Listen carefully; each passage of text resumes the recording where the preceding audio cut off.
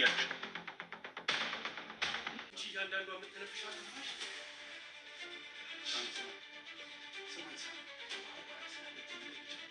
ምንም ማሰብ አልፈልግም።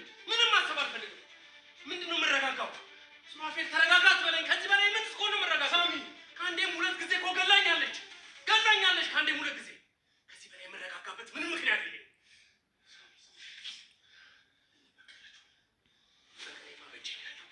በቀሌ በእጄ ነው ያለው። ሱራፌል እነ ሮቤል ቤት ተቀጥራ እንድትሰራ ያደረገው ሰራተኛዋን እሱ መሆኑ ታወቀ። ታዲያ ሱራፌል ሰሌልኝ ብሎ የቀጠራት ሰራተኛ አሁን ላይ ዶክተሩ ሁሉንም ነገር ስላወቀባት ለማን ነው የምትሰሪው? እናስ ማን ነው የቀጠረሽ? እያለም እያስፈራራትና እያሳቀቃት ይገኛል። ታዲያ ሉሲ በዚህ መካከል አንቺና ሮቤል ምንድን ነው ያላችሁ ግንኙነት? እያለችም ሰራተኛዋን እያፋጠጠቻት ትገኝ ነበረ። ታዲያ ሰራተኛዋም አሁን ነቁብኝ እያለች አረ ምንም ከሱ ጋር ያለኝ ግንኙነት የለም እያለችም ሉሲን እያስተባበለቻት ትገኛለች።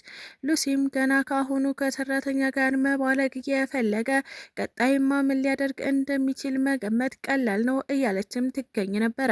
ታዲያ ዶክተሩም አሁን ካለሽበት ሁኔታ እስከምትወጪ ነው እንጂ ከዛ በኋላ ሮቤልን አላወቅሽውም ማለት ነው፣ እንደፈለግሽው መሞላፈጥ ይቀራል እያላትም ይገኝ ነበረ። ታዲያ አሁን ላይ በሰራተኛ መቀማጠል የምትፈልገዋ ሉሲ ሰራተኛዋንም ሆነ ሮቤልን እንደፈለገች እያደረገቻቸው ትገኝ ነበረ።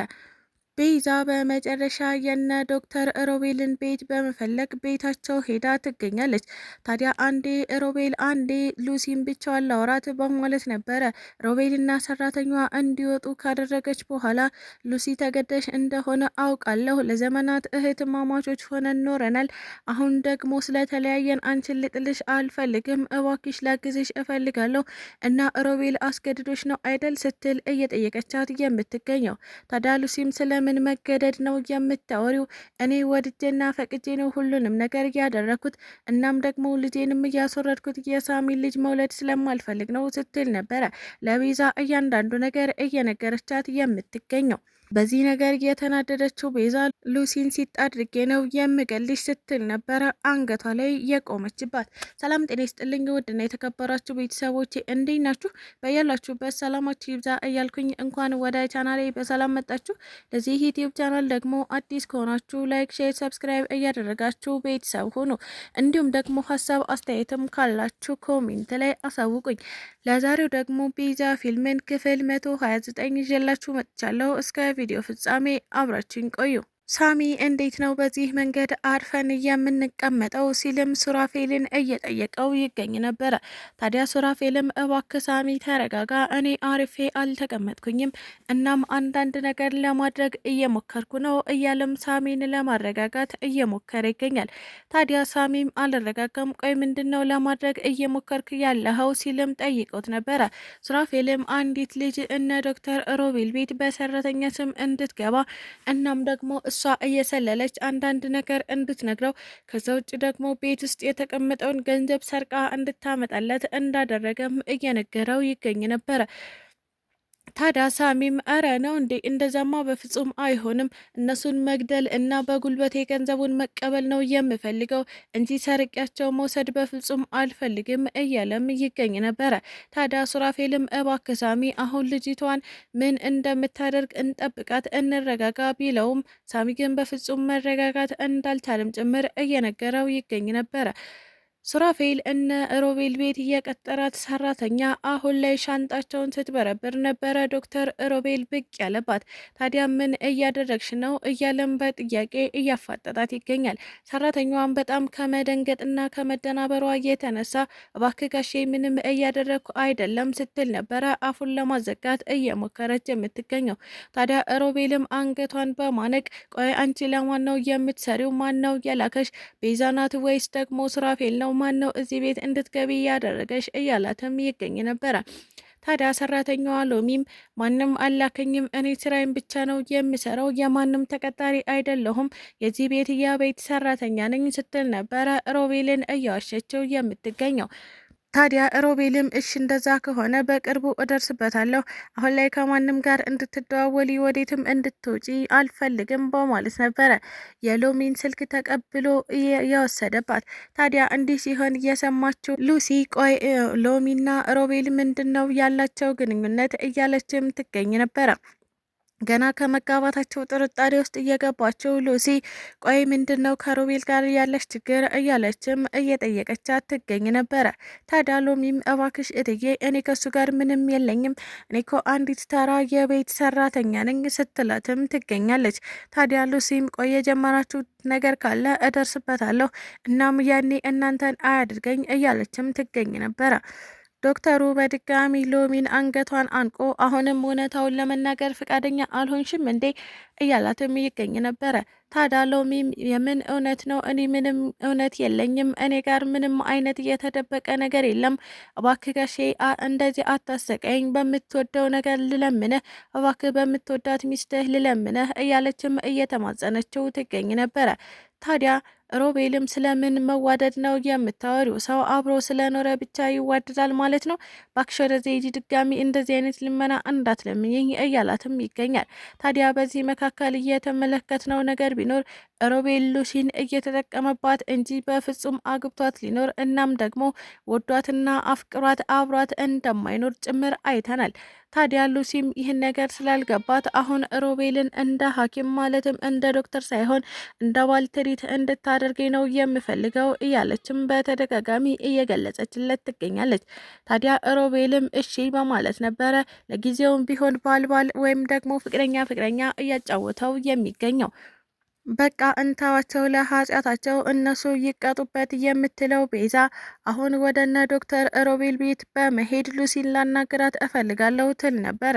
ታዲያ ሮቤልም ስለ ሉሲ ምንም አይነት ነገር ማወቅ የለብሽም፣ ማለትም ሉሲን ከማናገርሽ በፊት እኔን ማለፍ ይኖርብሻል ይላት ነበረ። ታዲያ ቤዛም ልመና በሚል አይነት ስሜት እባክህ ሮቤል ለ2 ደቂቃ ሉሲን ብቻዋን ማውራት ስለፈለግኩኝ ነው ስትልም ለምነዋለች። ታዲያ ሮቤልም ሎሚ ነይ ውጪ በማለት ሰራተኛዋን ይዞ በመውጣት ሉሲና ቤዛ ብቻቸውን እንዲያወሩ ፈቅዶላቸው ይገኝ ነበረ። ታዲያ ቤዛም ጥያቄዋን ቀጠለች። ሉሲ እባክሽ ለዘመናታት እህትማማቾች ሆነን ኖረናል። እንደ እህት አቅርቤሻለሁ፣ እናም ወድጄሻለሁ። ተገደሽ እንደሆነ አውቃለሁ። አሁን ላይ ሁሉንም እውነታ አንዳችም ነገር ሳትደብቂ ንገሪኝ ስትልም ጥያቄዋን ቀጠለች። ታዲያ ሉሲም ስለምን መገደድ ነው የምታወሪው? ወድጄና ፈቅጄ ያደረግኩት ነገር ነው እንጂ ማንም አላስገደደኝም ስትልም ለቤዛ እያስረዳቻት ትገኝ ነበረ። ታዲያ ቤዛም ቆይ ሉሲ ለምንድን ነው ልጅሽን እያስወረድሽው እና ደግሞ ለምንድን ነው ከሮቤል ጋር የሆንሽው? እያስገደደች ነው አይደል ስትል ነበረ ጥያቄዋን የቀጠለችው። ሉሲም አይ በፍጹም ልጄን ያስወረድኩት የሳሚ ልጅ መውለድ ስለማልፈልግ ነው። ከሮቤል ጋር የሆንኩት ደግሞ እኔ ስለምወደውና ስለማፈቅረው ነው እንጂ ማንም አላስገደደኝም ስትልም ለቤዛ መልሳላታለች። ታዲያ ስሜታዊ የሆነችው ቤዛ ዘላ አንገቷን ነበረ ያነቀችው። ሉሲ እኔ እኮ ላንቺ ስከራከርልሽ ነበር። እናም በፍጹም እሷ እንደዚህ አታደርግም፣ ወዳም አይደለም ተገዳ ነው እያልኩኝ ስከራከር ነበረ። እንዴት እንደዚህ ታደርግኛለሽ? አንቺ ውርደታም እገልሻለሁ እያለችም አንገቷን ይዛ እያወዛወዘቻት ትገኝ ነበረ። ሉሲም በኃይለኛው ጮኸች። ሮቤል ድረስልኝ እያለችም እየጮኸች ትገኝ ነበረ። ሮቤል ዘሎ በመግባት ቆይ ቤዛ ምን እያደረግሽ ነው? ይህን ለማድረግ ነበር እንዴ? እባክህ ፍቀድልኝ ስትይ የነበረው ተይ እንጂ ቤዛ እያለም ቤዛን መቆጣቱን ቀጠለ። ታዲያ ቤዛም ልቀቀኝ ሮቤል፣ ይችን ከሃዲ ውሻ አንቄ ነው የሚገላት እያለችም አሁንም በእልህ እንደተሞላች እያናገረቻቸው ትገኝ ነበር።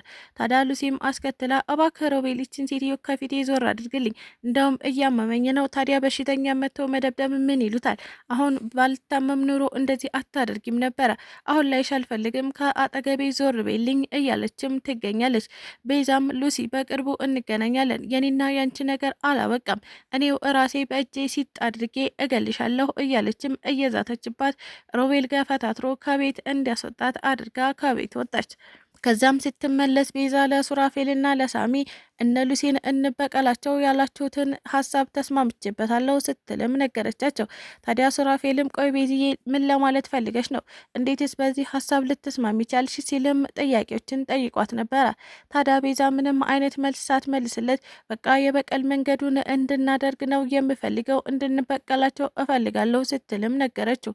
ታዲያ ሱራፌልም እንዴ ቤዛ እነ ሉሲ ቤት ሄደሽ ነበር እንዴ ሲልም ጠየቃት። አዎ ሄጄ ነበር። ያችን ውሻ ሉሲን አስገድዷት ነው ብዬ አስቤ ነበረ። ነገር ግን ምንም አይነት ነገር ተገዳ አይደለም የምትሰራው፣ ወዳና ፈቅዳ ነው። እናም ልገላት ሞክሬ ነበረ። ሮቤል አመነጫጭቆ አስወጣኝ ስትልም አስረዳችው። ሱራፌልም ይህንን ነገር ከሰማ በኋላ እንዴት ለብቻሽ እንደዚህ ታደርጊያለሽ? ሮቤል ምን አይነት ተንከሲስ ሰው እንደሆነ እያወቅሽ ቢገሉሽስ? ቆይ ቤቲ ለምንድን ነው አንድ ነገር ሳትናገሪ የምትወስኘው? ሲልም ነበረ እየጮኸባት የሚገኘው። ታዲያ ቤዛም አሁን ስለ በቀሉ ነው እንድናወራ የምፈልገው፣ ምንም አይነት ማባበያ አልፈልግም። እንዴት አድርገን ነው እነሱን መጉዳትና መበቀል የምንችለው? እያለችም ሀሳብ እየጠየቀቻቸው ትገኛለች። በሉሲ እጅግ በጣም እየተናደደው ሳሚ አሁን ላይ ራሴ በእጄ አቃጥልሻለሁ እያለም እየገኝ ነበረ። ታዲያ ሳሚ በእቅዱ መሰረት የነ ሉሲን ቤት ጋዝ አርከፍክፎ ለማቃጠል እየሞከረ ይገኛል። ሳሚ አንቺ ካደረግሽው አንጻር ይህ ላንቺ ምንም ነው እና ሲያንስሽ ነው ሉሲ፣ እኔው ራሴ ነኝ አሁን አቃጥዬ የሚገልሽ፣ አንቺ እየተቃጠልሽ እኔ ደግሞ ቁጭ ብዬ እሞቅሻለሁ እያለም ይገኝ ነበረ። ሳሚ አንድ ጀሪካን ናፍጣ ይዞ በመሄድ የነ ሉሲ ቤት ላይ ለማርከፍከፍ እናም ለማቃጠል እየሞከረ ይገኝ ነበረ። ስለተከታተላችሁኝ እጅግ አድርጌ አመሰግናለሁ። ለቻናሌ ደግሞ አዲስ ከሆናችሁ ላይክ፣ ሼር፣ ሰብስክራይብ እያደረጋችሁ ቤተሰብ ሁኑ። እንዲሁም ደግሞ ሀሳብ አስተያየትም ካላችሁ ኮሜንት ላይ አሳውቁኝ። ኢትዮጵያ ለዘላለም ትኖር እያልኩ ሰናበታችኋለሁ።